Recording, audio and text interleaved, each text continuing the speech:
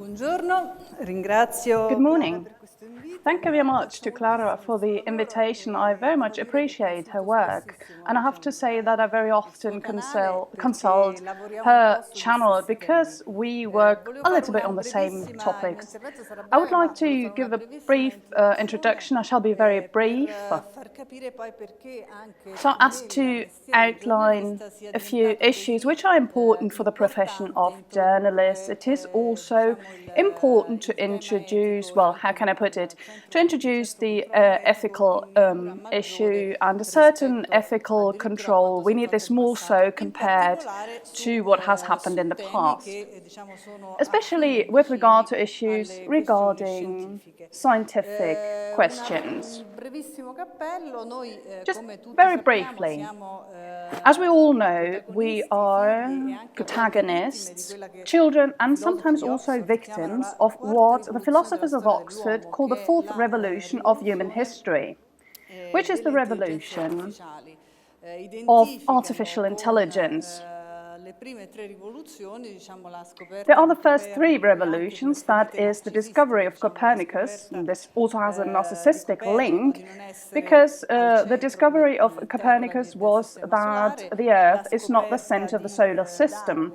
Then the discovery of Darwin, that we as well descend from apes, and then the discovery of the unconsciousness, which makes us understand that we are not in full possession of our decision-making abilities as we have thought, and that the faculty of reason is limited. And the fourth revolution is artificial intelligence in our times. These are intelligences which are different from human intelligence, but which are multiplying constantly. In 2020, there will be 30 billion artificial intelligences and only 7 billion people.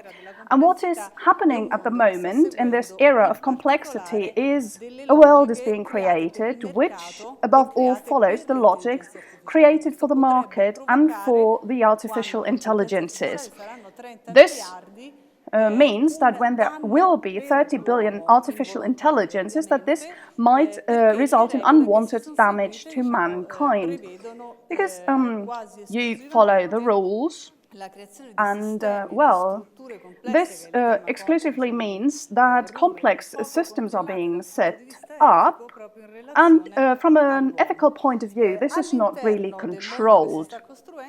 Within this world that is being created, there are more and more the themes of neurosciences, which are increasingly explored, and they are also used for political marketing in such a way that the third revolution of human history is anticipated and included at this, our limited capacity to take genuine decisions independently and consciously. And this can also be seen with regard to food.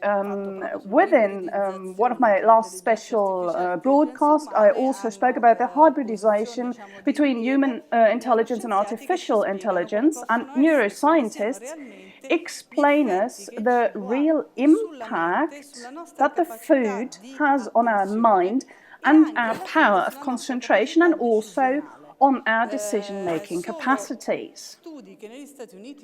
There are studies in the United States. These studies are carried out constantly, and then there are lawsuits, for instance. Clara quoted a study from Israel, and I spoke to an academic, and I fully trust this person, who told me that within certain lawsuits regarding the financial world, there is this attempt to, well, how can I put it, to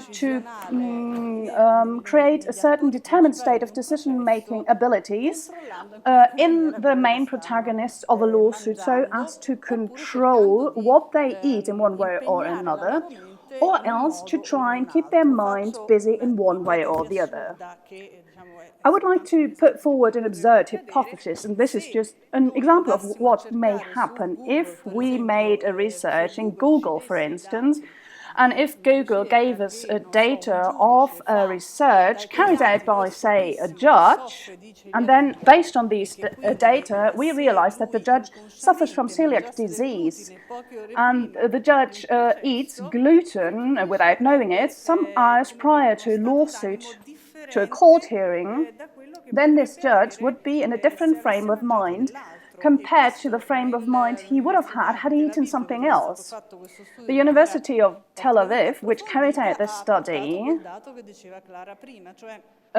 showed us the data that was mentioned by Clara Prima. It has been found out that, without going into the penal details, of course, that there's a certain control of the times during which you eat, and this influences the frame of mind of the person concerned, and thus also the person's capacities, aggressiveness, and also decision-making abilities. I'm talking about this so as to outline how complex the world is, and given these complexities, it is the task of a journalist from an ethical point of view not only to make inquiries about things that have happened or may happen, because this is also very difficult to kind of address the specific issues and to explore them, but what we need to try and do with the help of philosophy and science is to explore these issues and make people aware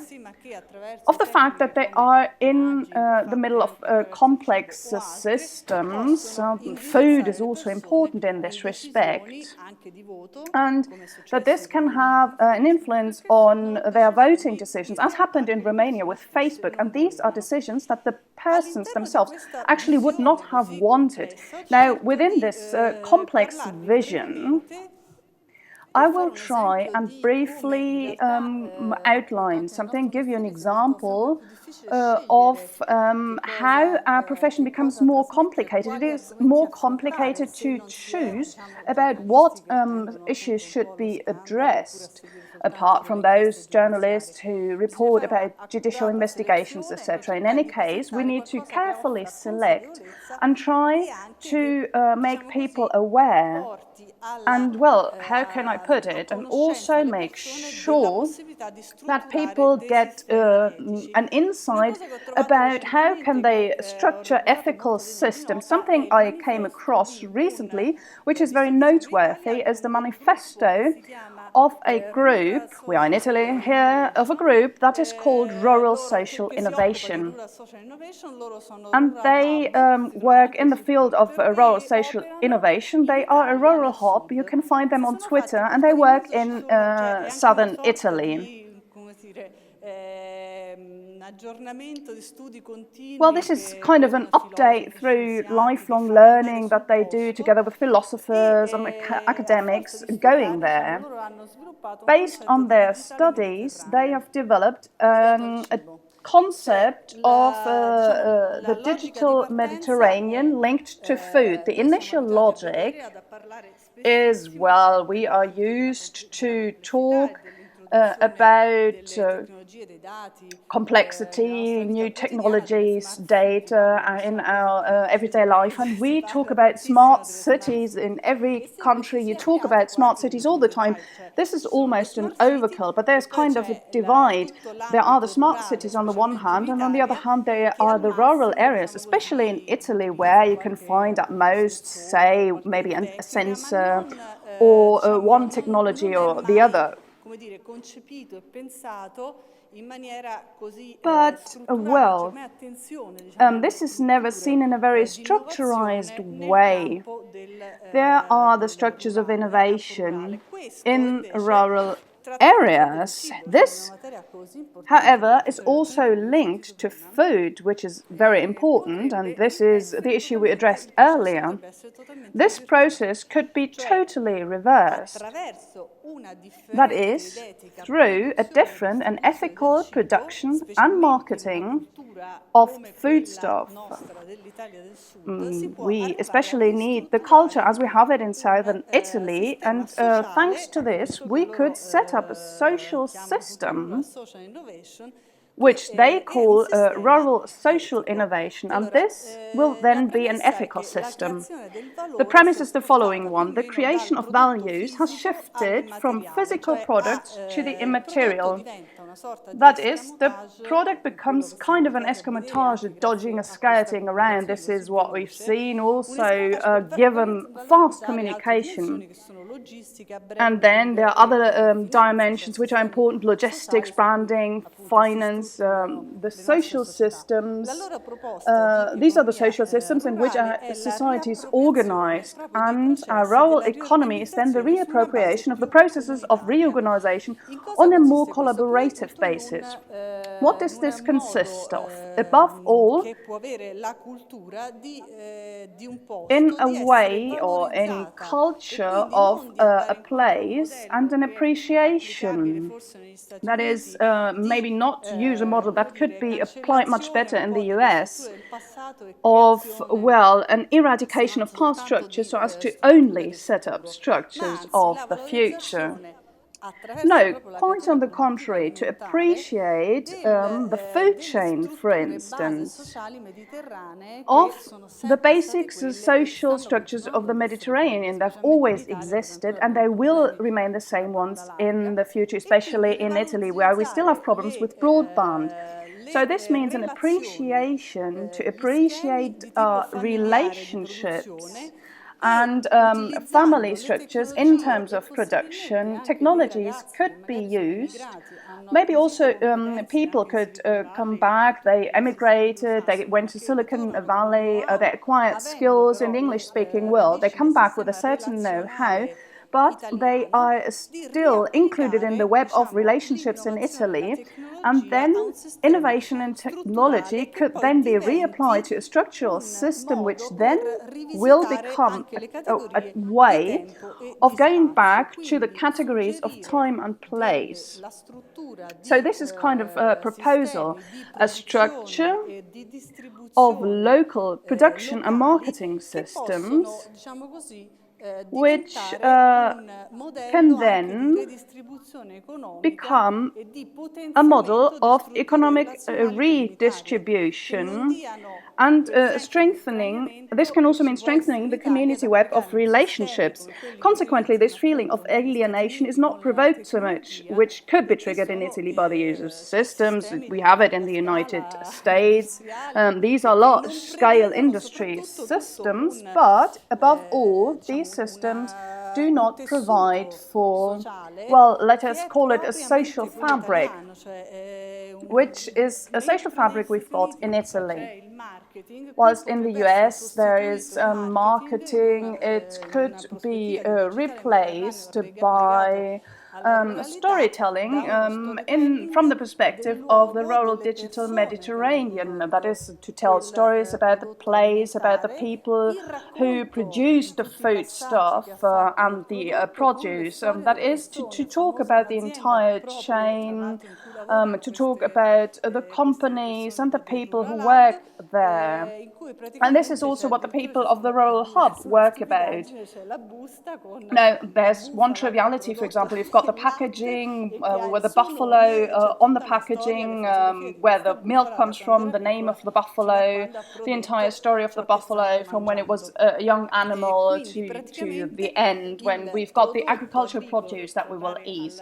So the agricultural produce, and now we come back to the initial topic, that is the difference between a product and a process. And agricultural produce assumes an evocative value, which then triggers a whole range of mechanisms, also mechanisms of redistribution of cultural, social and elementary values. Because there's also this aspect of control, technologies, this exists in other countries as well. In other words, a human-centered economy, which, however, is based on the draft of an ethical web of relationships and marketing economy, which is completely different from those in the English-speaking countries, which, however, we find in southern Italy. And this is now getting more marginal, since land is being abandoned. Once I went on a trip between the region of Lazio and the region of of Campania, and there were these owners of land. They were all there by themselves. There were only some Indians around, but the owners were completely alone on their abandoned lands, and maybe some of the fields are cultivated by Indians. So there's kind of a shift, a change of this social fabric, as we can see. Then there's this non-involvement in the relationship between the product and the consumers. This could work out fine in another country, but maybe we should start thinking about this digital world, how it could be used. And I think that food is the best vehicle to this end, based on this logic. How could this be used so as to restart a process linked to the past of the place? Because there can't be anything else from a social perspective. There are the land holdings, the laws, as we know, and the community structures, and a reappreciation of what we can call the roots of the community, and to give back social life to these places depending on the place, so tailor-made to the places, instead of using a model of Silicon Valley, which might be great but not appropriate for these places, where we need innovation, also linked to food. This is just an example. This has an ethical background and an ethical interest. This is what I've been concerned with recently, and I've now come to the end of my presentation, and I now would like to introduce Francesco Zingari.